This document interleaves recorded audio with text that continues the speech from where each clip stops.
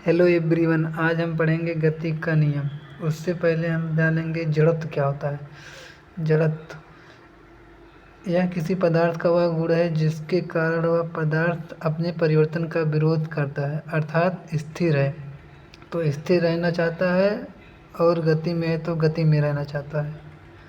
इसका सूत्र होता है I बराबर m r स्क्वायर, जहाँ I होता है जड़त्व, m होता है द्रव्यमान, r होता है त्रिज्या।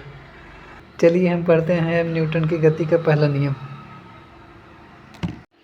आइए पढ़ते हैं न्यूटन की गति का पहला नियम। इसे जड़त्व का नियम भी कहते हैं और गैलीलियो का नियम भी कहते हैं। इस नियम के अनुसार अगर कोई वस्तु स्थिर है तो स्थिर रहना चाहता है और यदि गति में है तो गति में रहना चाहता है, लेकिन तब तक जब तक कोई बाह्य न लगाया जाए। जैसे चलती हुई बस में अचानक ब्रेक लगाने से यात्री आगे की ओर झुकना। न्यूटन का दूसरा नियम।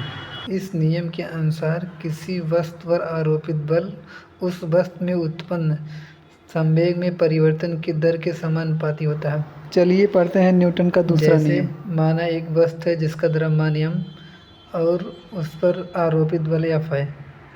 जब वस्तु पर बल लगाया जाता है तो वस्तु विस्थापित कुछ दूरी विस्थापित होती है। वस्तु की इनिशियल वेलोसिटी u है और फाइनल वेलोसिटी v है। तो आरोपित बल संवेग में परिवर्तन के दर के समानुपाती होता है। तो F समानुपाती mv minus mu upon t। तो F समानुपाती, यहाँ से m कॉमन करने पर m कॉमन हो जाएगा v minus u upon t। हम जानते हैं कि v minus u upon t मतलब वेग परिवर्तन की दर त्वरण होता है a। तो F समानुपाती m में, तो F बराबर k m a, यहाँ k एक नियतांक है।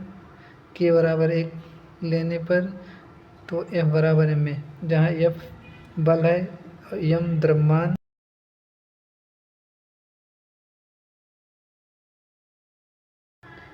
न्यूटन की गति का तीसरा नियम। प्रत्येक क्रिया के बराबर तथा विपरीत प्रतिक्रिया होती है। न्यूटन के तीसरे नियम से दो बातें स्पष्ट होती हैं। बल हमेशा जोड़े में होगा या कभी अकेले नहीं होता है। अतः यह सिद्ध होता है कि क्रिया यह बल दोनों का अलग सूत्र अलग है। वस्तु पर लगने वाला बल है। तो इसी तरह फिजिक्स पढ़ने के लिए चैनल को सब्सक्राइब करें।